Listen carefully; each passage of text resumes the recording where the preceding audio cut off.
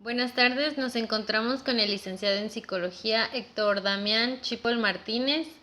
Vamos a proceder a realizarle una entrevista acerca de los aspectos neuropsicológicos que influyen en el liderazgo. Licenciado, ¿cómo usted cree que influye el pensamiento intelectual en el liderazgo?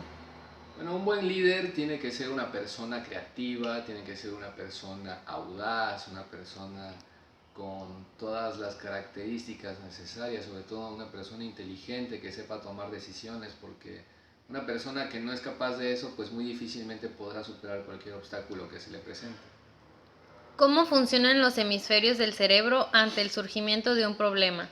Claro, el ser humano cuenta con dos hemisferios. Uno es el hemisferio izquierdo, que es el que nos da la capacidad de la habilidad matemática, mientras que el hemisferio derecho lo tenemos para la creatividad. Entonces, siempre debemos encontrar o hacer ejercicios que nos lleven a equilibrar precisamente esas dos partes del cerebro para que en unión puedan coexistir y poder resolver cualquier situación que se nos presente, porque de otro modo siempre un hemisferio actúa más que el otro. Entonces, a través de ejercicios, a través de práctica, podemos lograr que en determinado momento ambos hemisferios actúen de manera general y así poder resolver algún problema.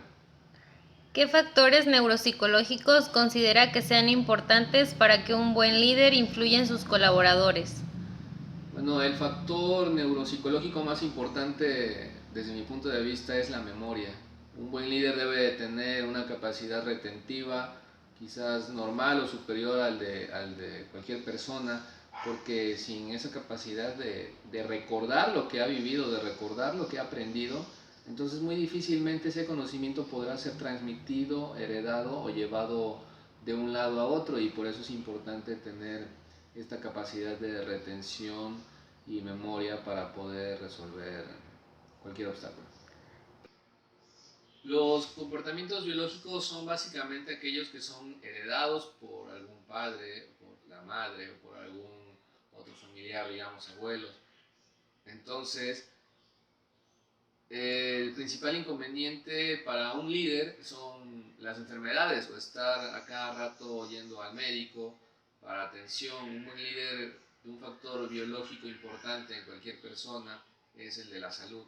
Si un buen líder está sano, si no tiene tos, si no tiene gripe, se está aislando o está aislando esas barreras físicas que impiden la comunicación, y un buen líder debe siempre poder estar disponible, debe siempre poder estar a la orden para poder resolver cualquier duda que tenga su equipo de trabajo y así llevar a cabo pues la completa realización de sus labores. ¿Cómo cree usted que debe manejar sus emociones un buen líder? Bueno, un líder, como lo dice aquella frase, el que se enoja pierde. Un buen líder debe saber controlar sus emociones, debe de ser una persona fría sentimentalmente, debe de ser una persona calculadora y por ello no debe demostrar enojo, no dejarse llevar por las emociones. Muchas veces nos encontramos ante algún conflicto familiar, algo que nos provoca tristeza, alguna relación amorosa fallida, y si dejamos que todo ello nos haga, nos afecte en nuestro desempeño laboral o nuestro desempeño personal o nuestro desempeño profesional, si estas emociones hacen presa de nosotros, entonces desde ahí ya estamos perdidos. Un buen líder debe de ser una persona cuyos sentimientos se queden de lado para otro momento y debe actuar de una manera racional y completamente objetiva.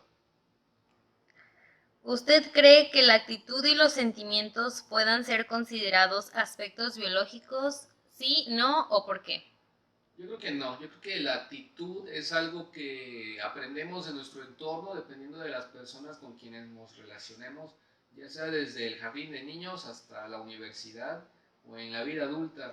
La actitud es algo que se contagia en muchas ocasiones, y los sentimientos pues también son parte del contexto histórico o geográfico en el que nos enfrentemos, porque no es lo mismo lo que está viviendo una persona en este momento, digamos, en Israel, a una persona lo que está viviendo en Estados Unidos o inclusive aquí en México.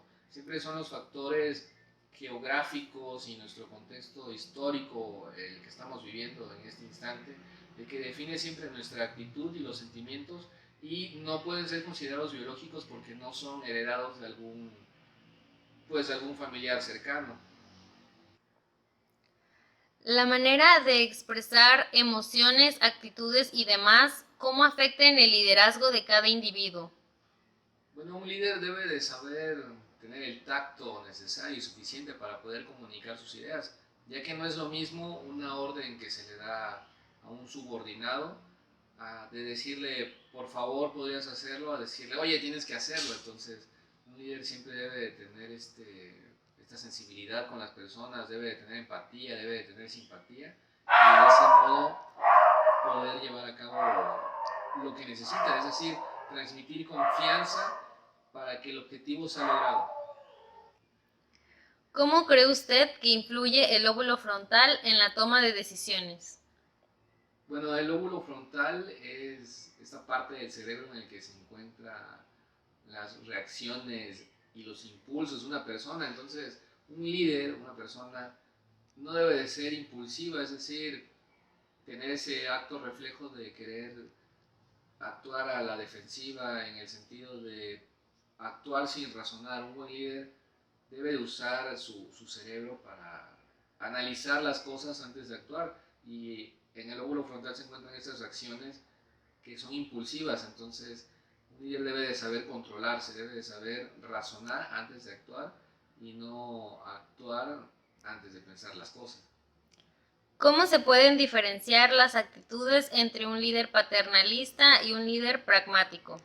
Bueno, un líder paternalista es básicamente aquella persona que lo que hace es proteger a sus hijos. Entonces, un líder paternalista es aquel que, más que enseñar, trata de actuar de tal modo que todos estén a salvo, todos estén seguros, pero al mismo tiempo no permite que dichas acciones sean llevadas a cabo. Mientras que un líder pragmático es aquella persona que trata de llegar a ese objetivo inspirando a los demás, no solamente protegiéndolos, es decir, los puede proteger, pero no solamente se queda ahí. Un líder pragmático es aquel que a través de muchos objetivos puede hacer una síntesis y a través de esa síntesis encontrar la solución a algún problema.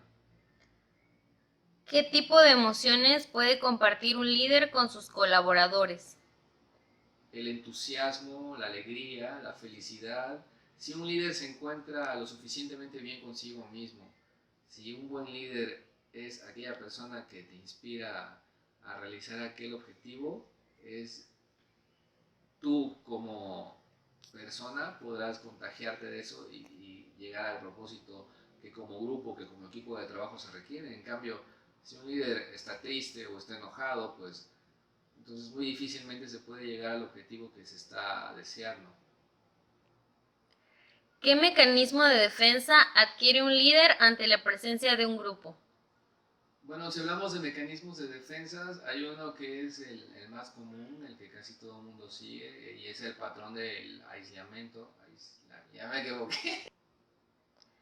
¿Qué mecanismo de defensa adquiere un líder ante la presencia de un grupo?